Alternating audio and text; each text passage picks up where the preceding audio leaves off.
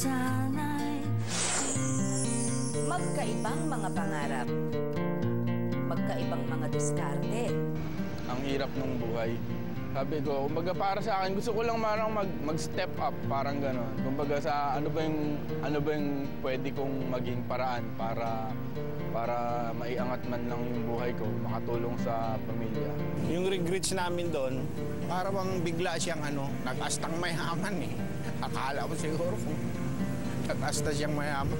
Akala niya kung wala na siguro katapusan yung masarap na pamumuhay niya sa pagiging artista niya.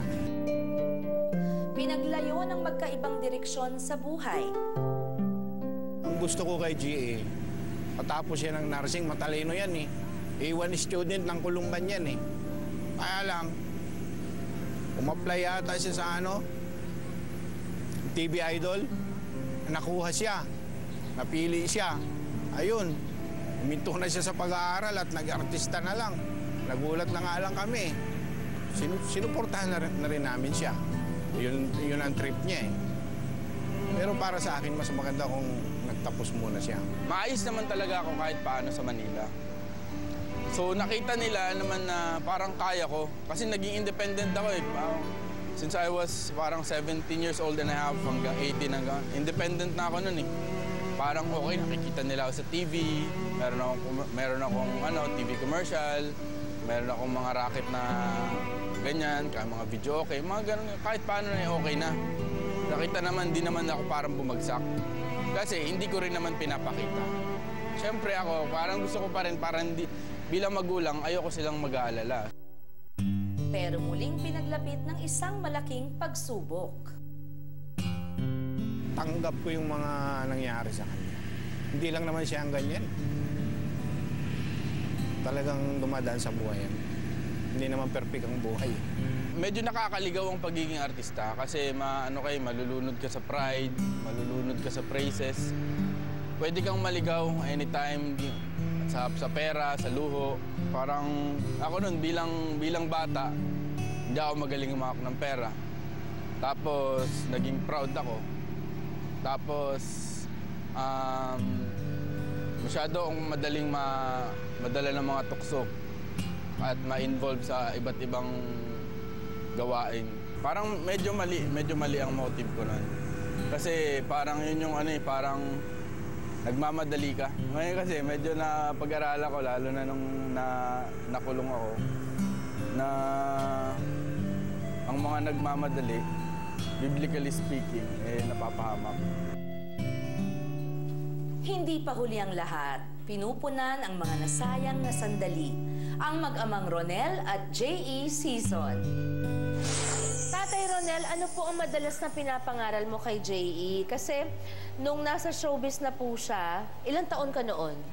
Mga 17 to 18 po. 17 to 18, batang-bata nga. Ano pong pinapaalala at pinapangaral niyo sa kanya noon, Daddy?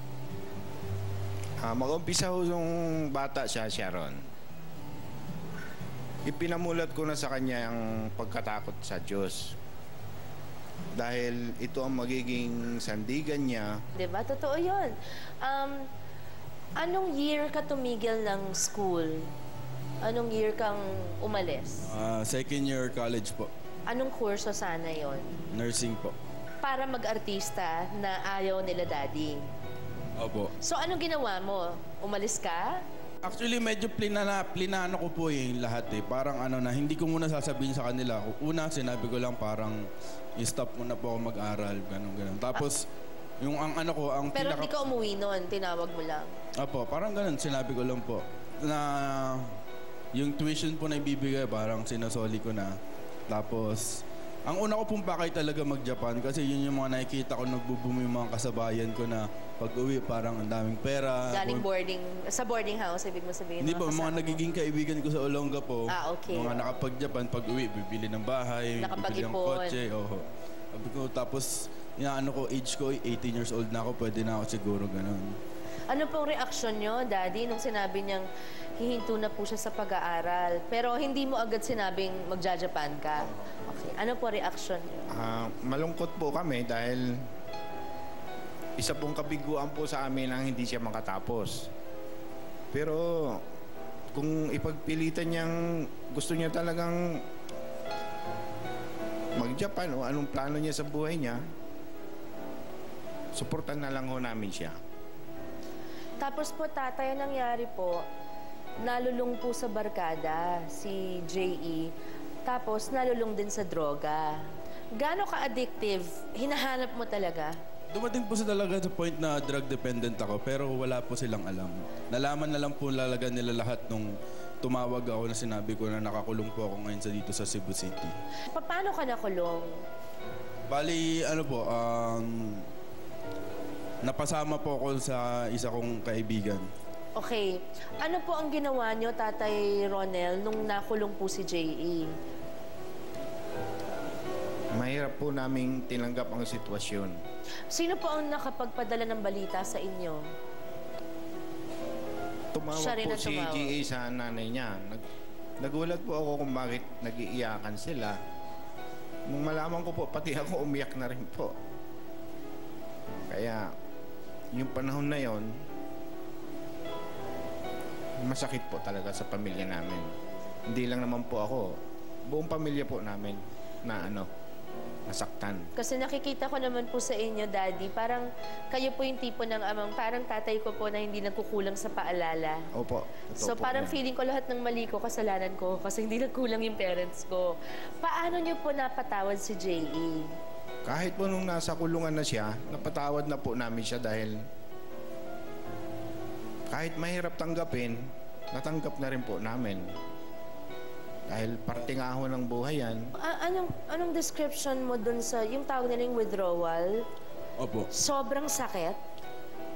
Sobra pong parang mentally torture. Parang ganun. Anong pakiramdam ng katawan? Yung hinahanap Kasi ng po, katawan? hinahanap talaga ng katawan mo. Yung, Paano? Parang malamig? Parang may langgam? Parang hindi ka po mapakali. Parang gagawin at gagawin mo lahat makapag ka. Ganon nagiging addict. Okay. After makalaya po ni J.E., kumusta na po ang relasyon nyo ngayon, Daddy? Nagbago na po siya. Naging mababa na po siya. Wala na po yung mga yabang niya sa akin. Dahil alam ko po talaga nagpakumbaba na siya. Alam ko na nalaman niya na tama ako. Parte ho yun talaga ng buhay, Sharon. Ang dami sigurong nagulat sa storya ninyong dalawa. Ang dami rin sigurong sabi nila, ay, parang kami ni Tata yun. Di ba? So sana po, miski paano, naka-enlighten sa inyo ng konti ang usapan nila. Si J.E. na nga po ang nagsabi, salita na nga po ng Biblia, o hindi man, konting hiya naman, unless napakawalang hiya naman ng magulang natin at binenta tayo ng nanay natin o binubugbog tayo ng tatay natin. Ang magulang po, basta matino kayong pinalaki, bihirang magkamali sa abiso. Talagang totoo po yun dahil mas marami na silang na-experience kaysa sa ating mga anak or like me and my children. Maraming salamat po sa inyo, Daddy, at saka J.E. Mabuhay kayong dalawa. At sana tuloy-tuloy pa, maging tuloy-tuloy pa ang inyong napakagandang relasyon ngayon. Di po ba? Susunod po isang sikat na comedian at host na may tinatago pa na drama pala na hindi natin alam mula sa kanyang nakaraan. Baka ang iba sa inyo, alam nyo na ito. Ako alam ko po ito kasi matagal ko na po siyang kilala, hindi pa po siya humaharap sa camera.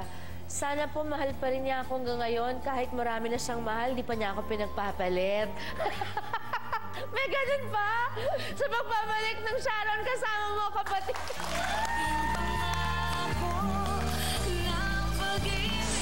Merong delivery na box. Parang safe ba yan? O ano? Ay! Safe! Ah!